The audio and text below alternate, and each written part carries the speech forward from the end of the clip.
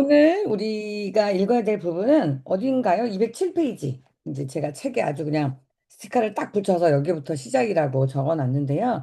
지금 하는 부분은 어디입니까? 우리가 미래의 나에 대한 진실에 대해서 이제 일곱 번째까지 읽어 나가고 있는데요. 맨 앞에 돌아가서 또 주의 첫째인 만큼 읽고 있는 과정에 관한 이야기를 조금 해볼게요. 우리가 미래의 나에 대한 진실, 첫 번째는 진짜 당신의 미래가 현재를 이끈다는 거. 미래에 대한 어떤 목표가 있기 때문에 오늘의 내가 있는 거지. 오늘만을 보는 단시안적인 눈으로는 내가 뭘 특별히 해야 될 걸 잘 못 느끼죠. 그래서 미래에 대한 나의 기대, 그리고 미래에 내가 뭐가 필요할까 이런 것들을 생각하면서 오늘이 이루어진다는 거. 그리고 두 번째 진실은 미래의 나는 내가 지금 예상한 거 다른 거죠. 그러니까 내가 현재의 나로서 생각하는 것보다 훨씬 다른 형태의 미래가 주어지죠. 왜냐하면 우리가 살면서 여러 가지 많은 사건들이 우리 삶에 생기면서 그 사건이 우리의 행동과 생각과 선택에 지속적인 영향을 끼치면서 시간 속에서 우리가 변해가잖아요. 그러니까 그런 것 때문에 미래는 나의 예상과 다르다. 그리고 진짜 상상치도 못했던 대통령이 되기도 하는 그런 스토리도 봤죠. 그다음에 미래의 나는 피리 부는 사나이예요. 그러니까 미래의 나는 나에게 항상 요구합니다. 나에게 내가 뭘 했으면 그 결과를 반드시 받아가는 사람이라는 뜻으로 읽어봤고요. 그리고 미래의 나를 생생하고 자세하게 그릴수록 더 빠르게 발전하는 거야. 미래의 모습을 그냥 대충 그냥 그려놨다면 그게 너무 모호해서 대충 행동이 되고 미래에 내가 아주 생생하게 내가 아침에 일어나서 무얼 하고 창밖에 무엇가 보인다는 것까지 생생하게 그릴수록 빠르게 발전한대요. 그래서 누군가는 이런 이야기해요. 전 상상이 안 돼요. 상상이 그냥 상상력 부재인가? 인간의 신이 준 최고의 선물이 상상력이라는데 저는 상상력이 부재예요. 이런 사람도 있을 수 있을 거예요. 그럼 뭘 많이 봐야 돼요. 그리고 아니면 남의 꿈이라도 베껴가지고 와야 된다는 이야기 있어요. 왜냐면 우리 상상력은 우리가 과거에 했었던 기억에 의존한다는 말이 뇌과학적으로 있대요. 내가 경험한, 내가 본 그런 바에서 끌어온다는 거죠. 그래서 그런 부분이 있어서 우리 미래의 나를 생생하고 자세하게 그릴 때 다른 사람의 꿈도 그리고 내가 상상할 수 없다라면 상상을 해서라도 책을 읽어서라도 갖고 와야 된다. 뭐 그런 거 좀 참조할 수 있을 것 같고요. 그리고 이제 미래의 나로서 실패하는 거, 미래에 내가 확 잘못되는 것보다 오늘 오늘 미래 내가 이런 결과를 가져가려고 하면은 오늘 내가 어느 정도 실패를 해야 그 미래에 내가 다 가져간다는 거죠. 왜냐면 오늘 성공만 하면 발전이 없잖아요. 그래서 오늘 성공은 내가 잘하는 것만 한다는 거고, 내가 잘하는 것만 했을 때는 미래도 똑같겠죠? 근데 내가 지금 못하는 것들을 시도하면서 실패하게 되면, 확장된 내가 더 멋진 미래가 된다는 이야기가 있었고, 그 다음에 성공하려면 미래 나에 진실해져야 된다. 그러니까 내가 진짜 미래 내가 어떤 걸 원하는지, 내가 분명히 원하고 하고자 하는 것에 대한 진실성이 있어야 되는 거죠. 감추지 말고, 아예 겸손하지 말고, 진짜 내가 원하는 거를 이렇게 진실하게 그릴 수 있어야 된다는 이야기까지 했고, 그 다음에 이제 오늘 하는 부분이 신에 대한 견해에 대한 이야기를 하고 있으면서 신에 대한 세 가지 견해를 얘기하면서 좀 마무리가 됐던 것 같은데요. 오늘 이제 얘기해 보면은 신에 대해서 그냥 신이 문자 그대로 신의 자녀가 되는데 시킨 대로 하는 존재라거나 아니면은 그냥 신이 모든 걸 결정하는 결정론을 가지고 있다라는 그런 두 가지 견해와 달리 이제 우리가 어떻게 노력하느냐에 따라서 신과 닮아갈 수 있다라는 그런 관점에 관한 이야기를 지금 보고 있습니다. 그래서 여기 207페이지 맨 밑에 보면은 그 위에 있는 워즈워드나 스노우의 견해가 새롭거나 독특한 게 아니다. 신에 대한 이런 견해를 철학적 용어로는 테오시스, 즉 인간의 신격화라고 한다. 이는 인간을 신성한 존재로 만든다는 의미다. 이러면서 이 테오시스 견해는 2세기, 아주 벌써 뭐 2세기면 뭐예요? 그냥 2000년 전에 있었다. 이런 이야기 하고 있고요. 여기 그때 당시에 그리스 주교 이레나 에우스가 이렇게 말했대요. 우리가 처음부터 신으로 만들어진 게 아니고 처음에는 그냥 인간이었다가 시간이 흐른 뒤 신이 되었다. 인간은 천사를 초월하여 신의 형상과 모양을 담게 된다. 이런 이야기 썼다고 하고요. 그다음에 20세기 유명한 작가이자 신학자 C.S. 루이스. 요건 뭐 기독교인이라면 다 알고 있는 아주 유명한 신학자죠. C.S. 루이스는 그 테오시스를 옹호한 도시란 신자인데 이렇게 말했어요. 남자나 여자나 신이 될 수 있는 세상에서 산다는 건 엄숙한 일이다. 당신이 지금 말하고 있는 상대가 아무리 어리석고 재미없는 사람이라 해도 그가 언젠가는 몹시 숭배하고 싶은 존재가 될 수 있다는 사실을 기억해라. 이 세상에 평범한 사람은 없다.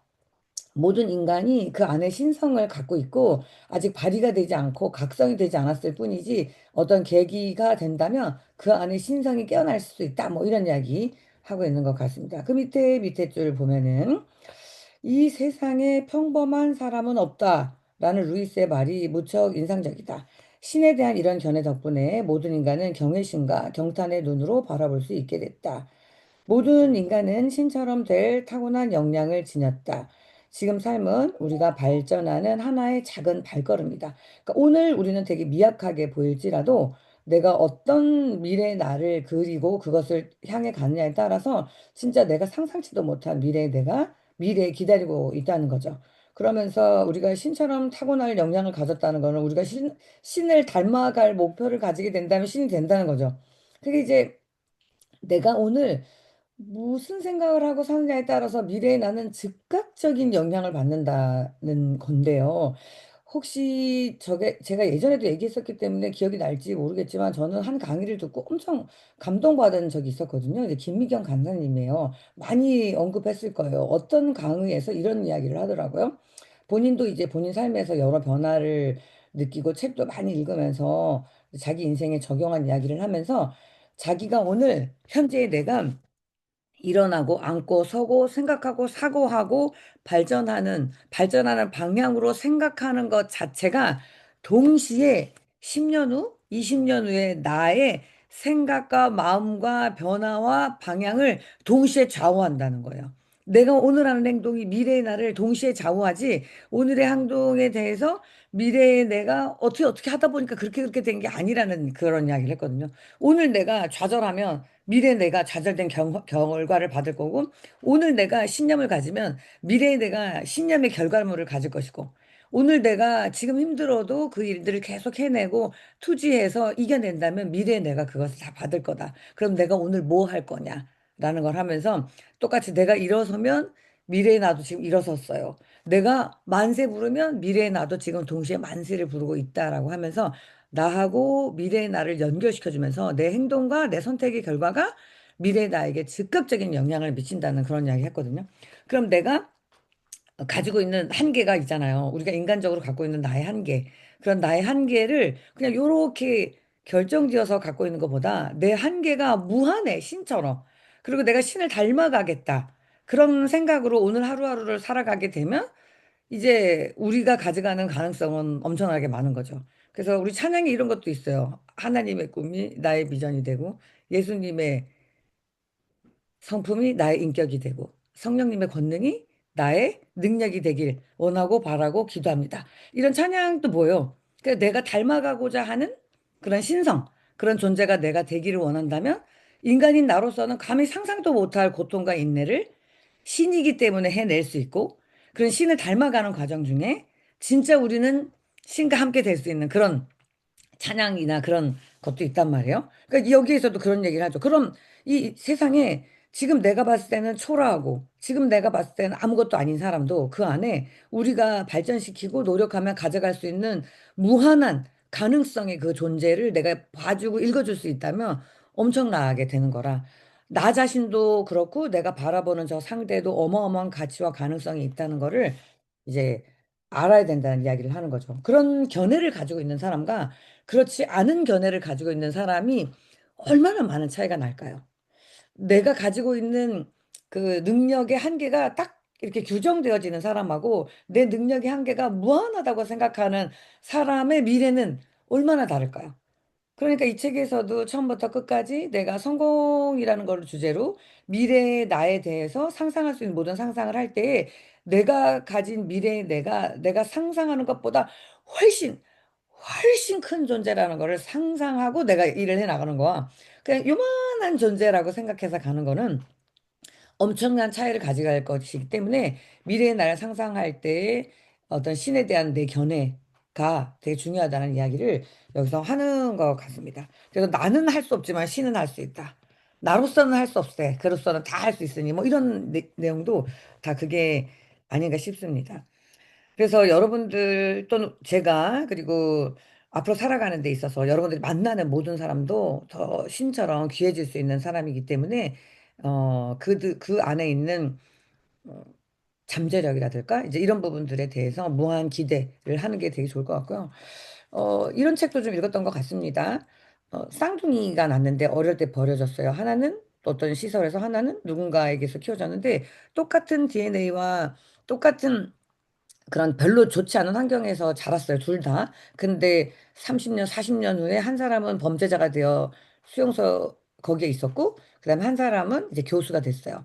근데 그 둘의 차이를 조사를 해본 거예요. 그랬더니 너는 될 수 있다. 너는 훌륭한 사람이다. 하고 끊임없이 믿어준 사람이 옆에 있었기 때문에 그 사람은 다른 인생을 살 수 있었던. 유전자적으로도 똑같아도 다른 환경도 다 나빴지만 단 하나 차이가 믿어주는 사람.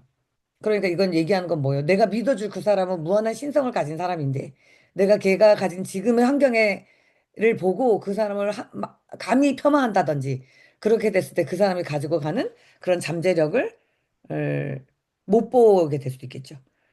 그게 타인에 대한 시선이고, 나는요, 나 자신은. 내가 지금 어쩔 때 약간 초라하게 여겨지고, 내가 어쩔 때 조금 미진하게 여겨졌어도, 나라는 사람에 대한 나의 기대가 나의 미래를 바꿔줄 수 있다는 얘기랑 또 일맥상통한 게 아닌가 싶습니다.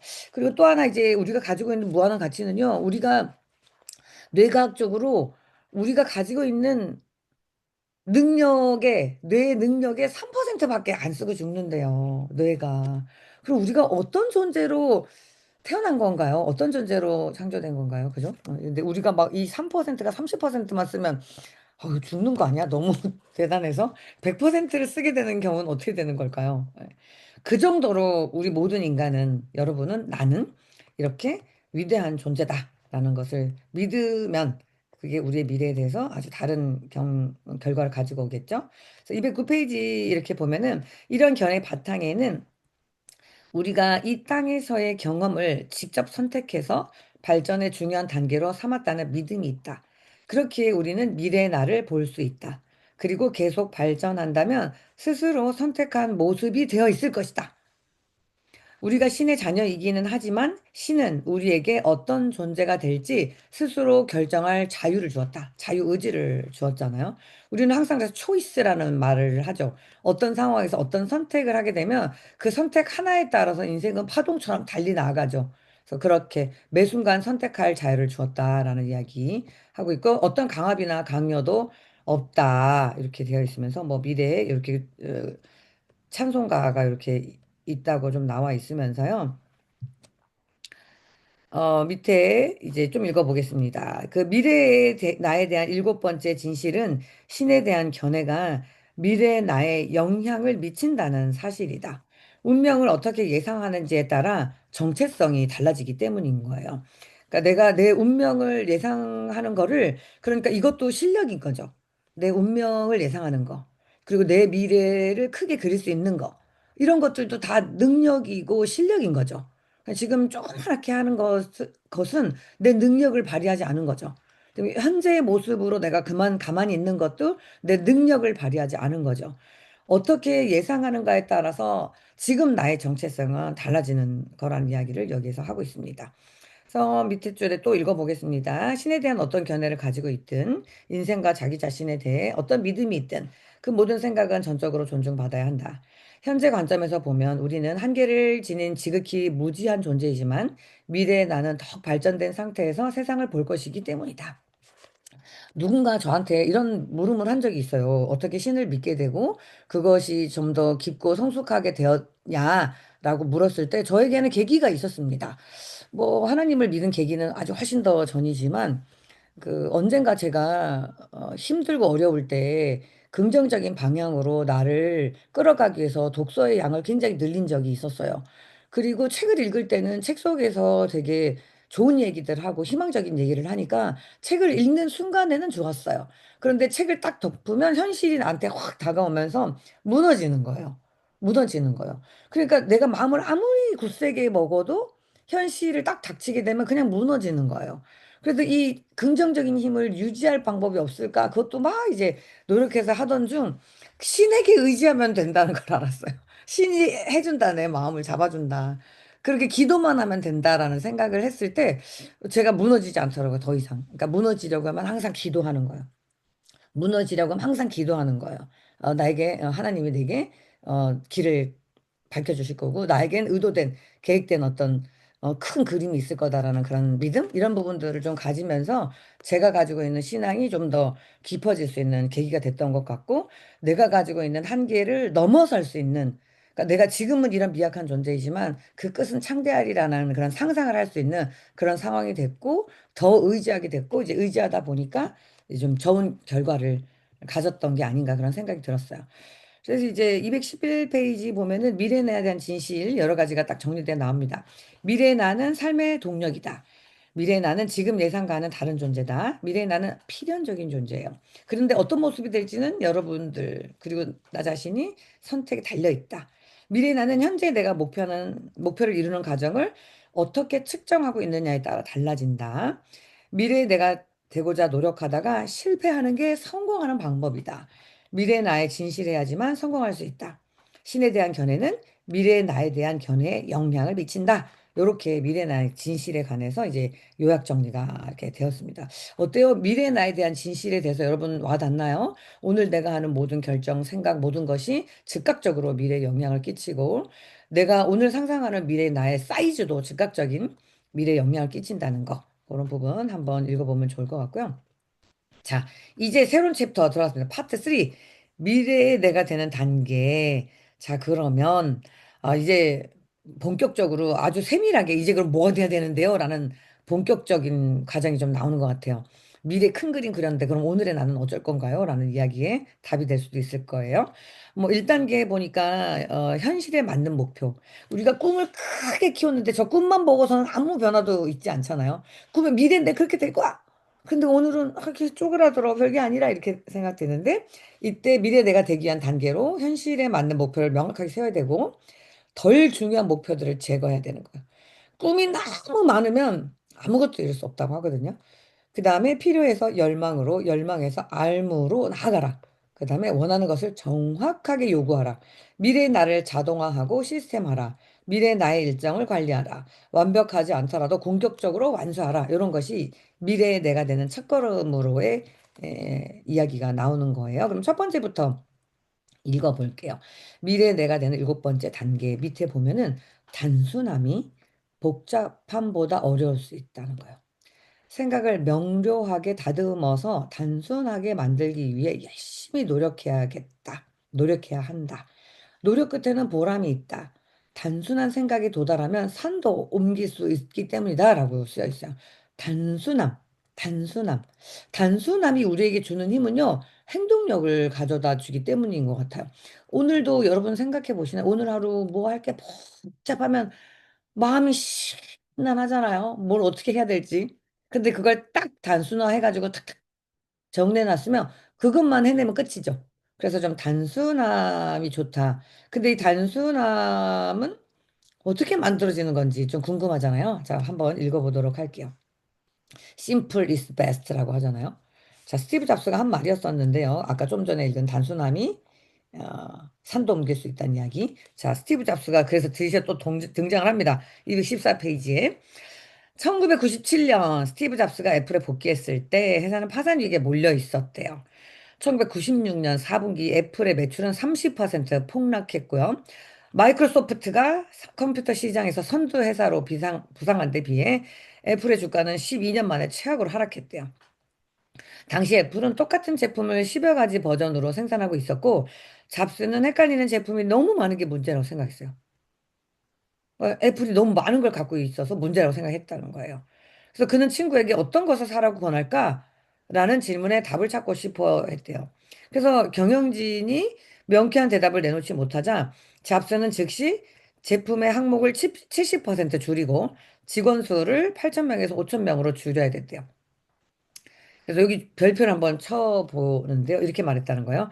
하지 말아야 할 일을 결정하는 일이 해야 할 일을 결정하는 것만큼 중요하다고요. 그쵸? 이는 회사에도 적용되고 제품에도 적용된다고 잡스가 말했대요. 그래서 애플은 회사 역량을 키워나가며 단 4개의 제품만을 생산했어요.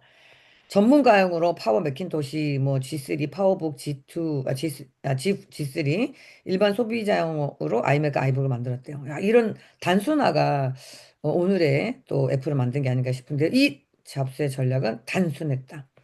몇몇 제품에 집중해 품질을 극적으로 개선하고 혁신적인 제품을 만들었대요. 선택과 집중. 우리가 늘 얘기하는 그런 얘기죠. 선택과 집중. 단순화. 그런 부분. 우리가 꿈을 너무 많이 적으면 아무것도 이룰 수 없으니까 꿈의 개수를 줄여야 되고 한두 가지, 세 가지 정도로만 줄여야 될 거라고. 아, 그 부자가 누구죠? 그 부자가 운전하는 운전기사에게 얘기했다고 했었는데 어떻게 부자가 됩니까? 그랬더니 당신의 꿈이 뭔가? 20개만 얘기해 보게 쭉 얘기했다니까 그렇게 다 이루고 싶어 하면 당신 실패할 거라고 반 자르고 반 잘라서 몇 개만 가져야 된다는 이야기를 했고 그 몇 개만 가져서 그 운전수가 성공했다라는 그 책 읽었던 적이 있었거든요. 어쨌든 단순히 정말 중요하다는 거예요. 215페이지 보면 잡스의 마스터 플랜은 언제나 세상에 영향을 미쳤다. 음, 세상에 대한 영향력. 세상에 대한 영향력. 굉장히 중요한 단어거든요. 잡스가 애플을 팔기 위해서 일을 했다기보다 잡스는 세상에 영향력을 끼치기 위해서 이 일을 했다라고 어딘가 책에서 읽은 적이 있거든요. 그래서 잡스는 영향력에 관한 부분들을 언제나 가장 중시했었대요. 그러면서 이 잡스가 1983년 펩시콜라의 CEO 존 스컬리를 영입하면서 냈건 조건이었대요. 그래서 잡스가 스컬리의 마음을 움직이게 한 질문이 뭐였냐면은 남은 인생을 설탕물이나 팔며 보내고 싶습니까? 아니면 나와 함께 세상을 바꿔보겠습니까? 이렇게 물었대요. 그랬더니 그 펩시 콜라에서 CEO였던 이 사람이 이제 이 그 뭐죠? 여기 애플로 옮긴 거죠. 그리고 이제 잡스는 팀원들의 협력을 끌어내 세상을 바꾸는 몇 가지 제품을 엄선해 만들도록 지원했대요.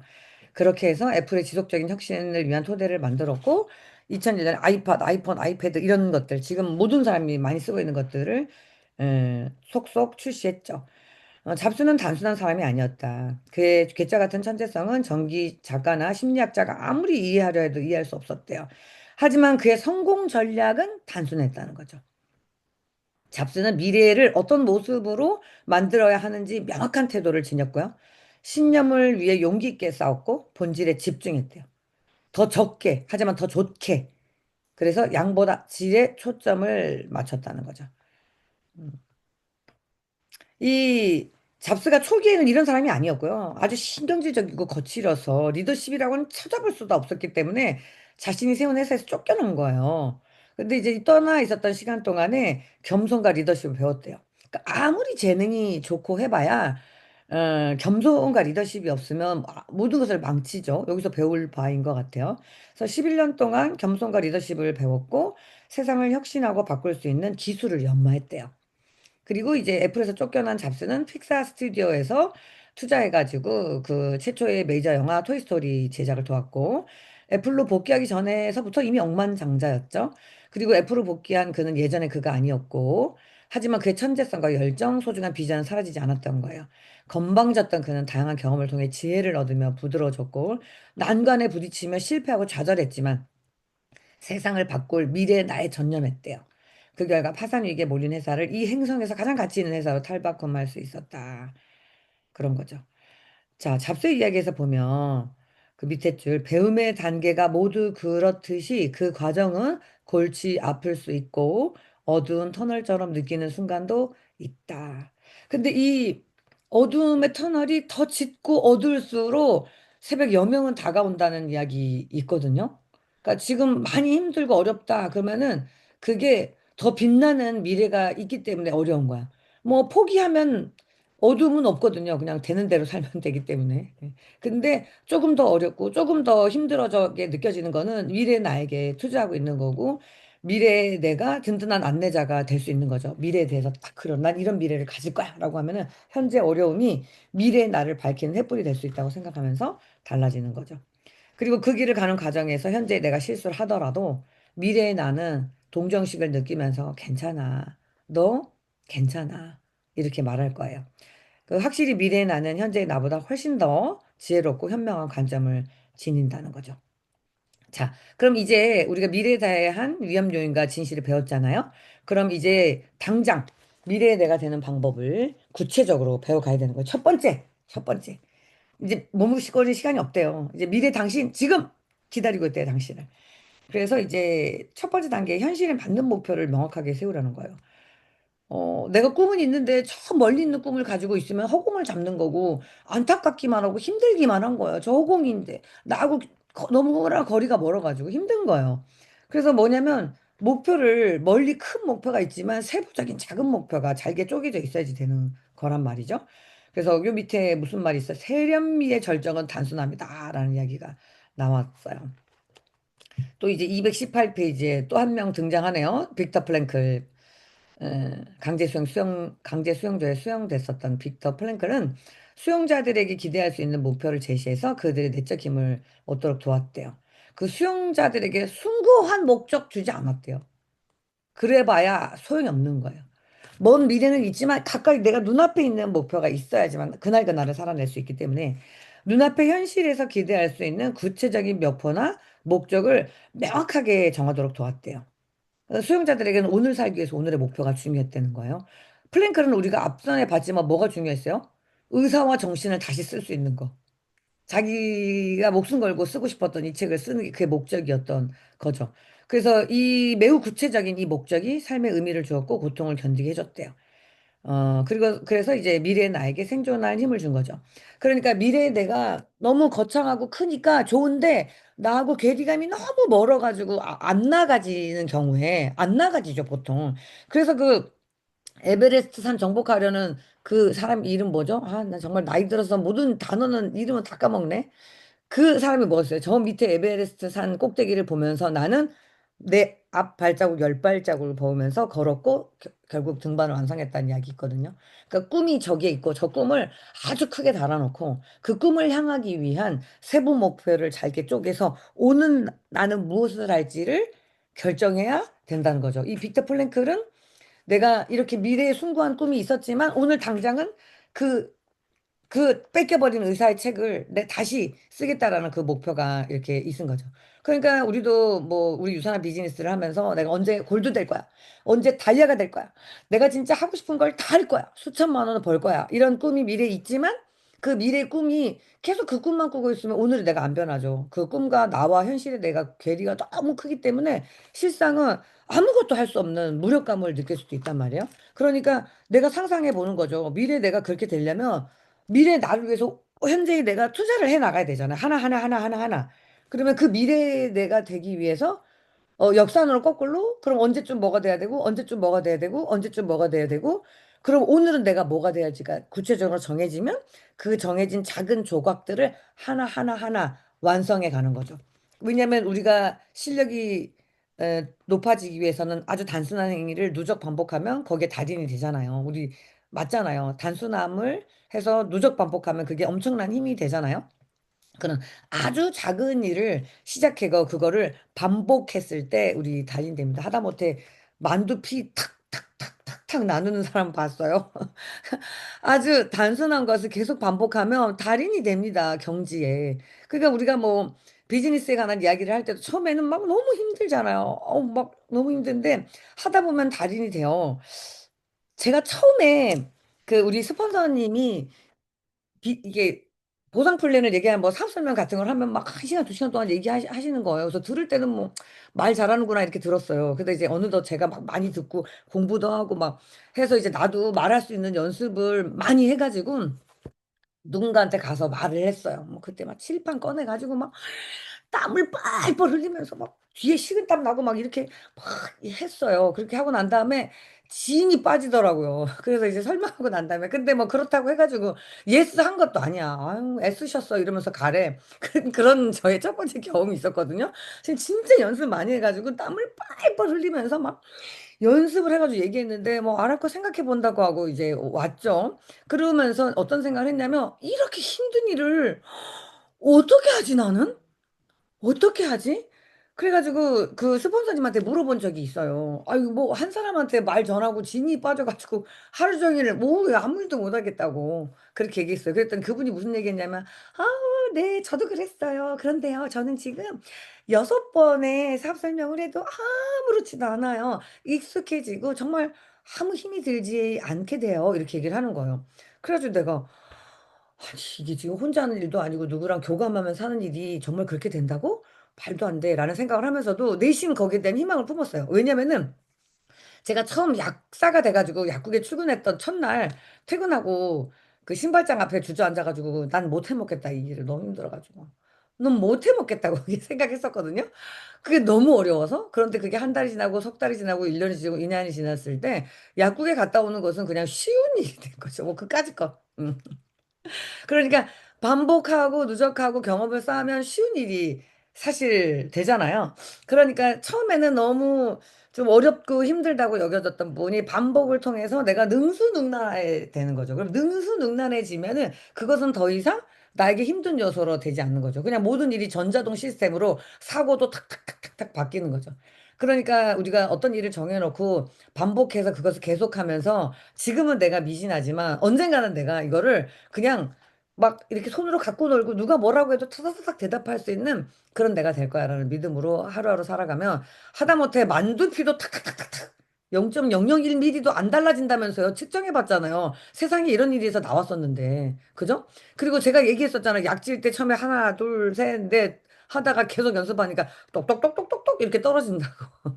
모든 일은 연습과 누적, 그리고 그 단순함의 결과인 거죠. 단순화 시켜서 그것을 반복했을 때 우리는 능력자가 사실 돼요. 그래서 이제 우리가 작은 일들을 새로 정해가지고 하는 것이 얼마나 큰 미래를 결정하는지에 관한 이야기 오늘 본 거로 생각이 되고요. 또 제가 이 잡소리를 했기 때문에 시간 마구 지났어요. 내일 다시 이어서 읽도록 하겠습니다.